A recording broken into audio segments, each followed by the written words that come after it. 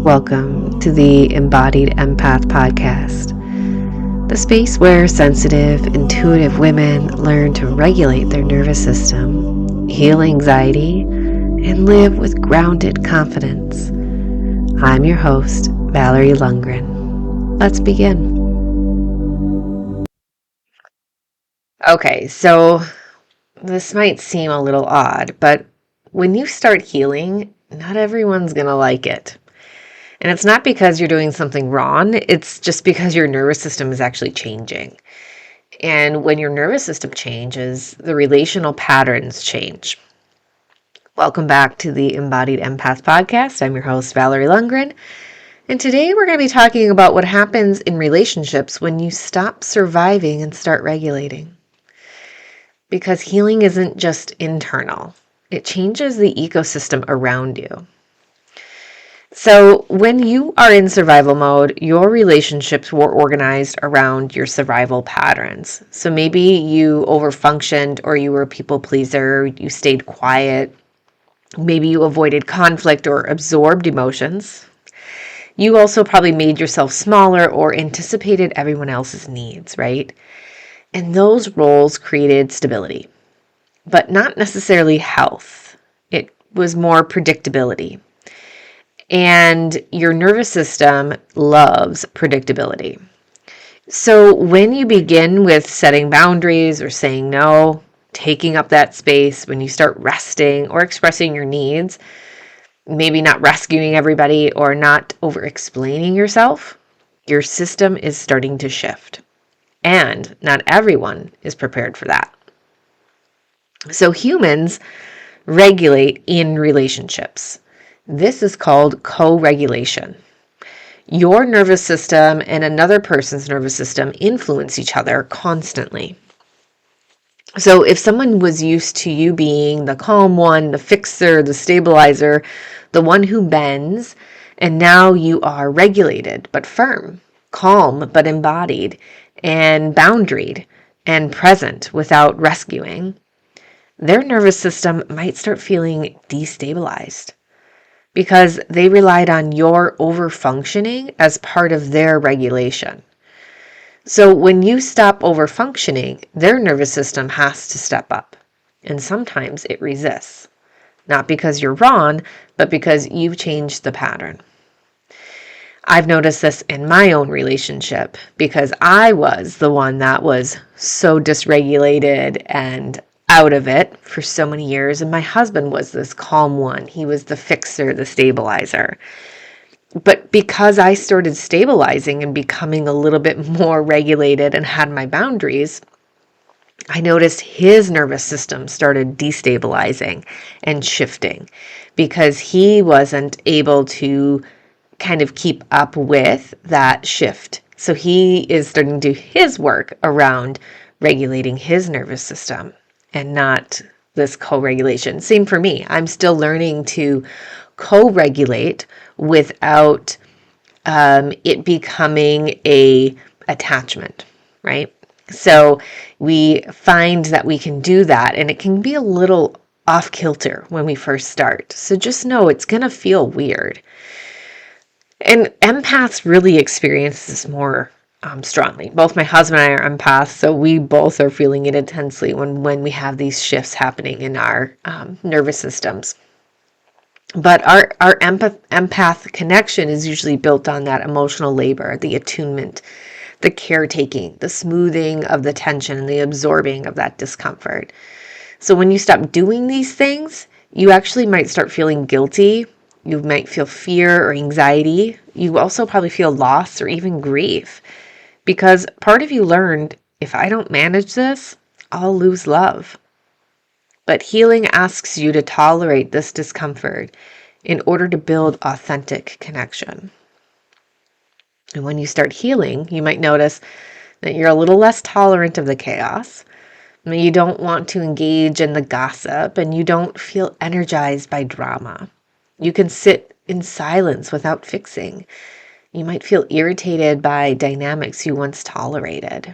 And you also start craving that depth over performance. So this isn't making you a cold person. It's just shows that you're more regulated and you don't need all of that chaos to thrive. Regulation can start feeling threatening to systems built on dysregulation. So sometimes healing reveals that this relationship only worked because I was abandoning myself. That realization can hurt and it can feel like a loss, but it's also clarity. And you're not required to stay dysregulated to maintain a connection. So, lots to think about, right? How are we co-regulating? How are the relationship dynamics with ourselves, with others, as we regulate or are dysregulated? So, we're going to do a somatic practice. And in this somatic practice, we are focusing on staying grounded in relational discomfort. So this practice helps when someone reacts to your boundary. All right, so we're going to go ahead and sit upright. Again, please do these somatic practices while you are sitting in a comfortable place. Do not do these while driving. Thank you very much. So go ahead and sit upright and place one foot firmly on the ground and press it gently. Just kind of giving this, yep, I can feel my foot touching the ground. Feel that pressure in your heel. Now place one hand on your lower ribs, kind of in that diaphragm area, and inhale slowly. And exhale slowly. As you press your foot into the floor, silently say, I can stay steady even if they feel uncomfortable. Press your foot again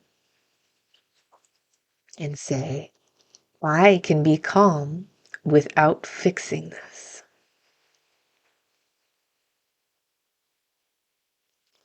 And then press again. Their nervous system is not my responsibility. And release. This builds internal stability during relational tensions. So if you're having an issue within a relationship that you have where you feel like they're pulling you into dysregulation because they're afraid, right? Most of the time, if we are dysregulated, we're trying to find somebody that is regulated and we're going to pull on them to try to regulate us. But the best thing for you to do is stand in your own power and stand in your regulation and not fall into that dysregulated state with them. Because it is our own responsibility for our own bodies, and we can't take on the responsibility of everybody else. Healing is not just about reducing anxiety. It's about redefining who you are in a relationship.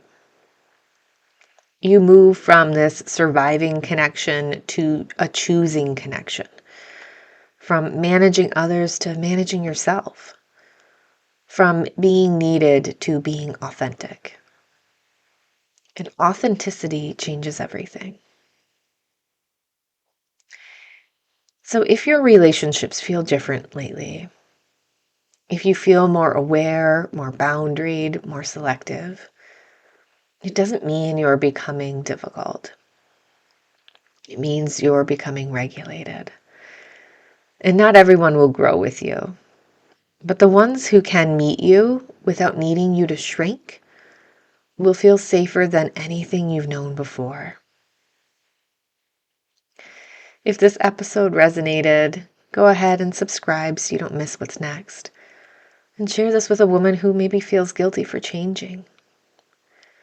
Download your free nervous system reset PDF at mindfulwellness.me. Healing may shift your relationships, but it brings you back to yourself, and that is worth it. I'll see you in the next episode.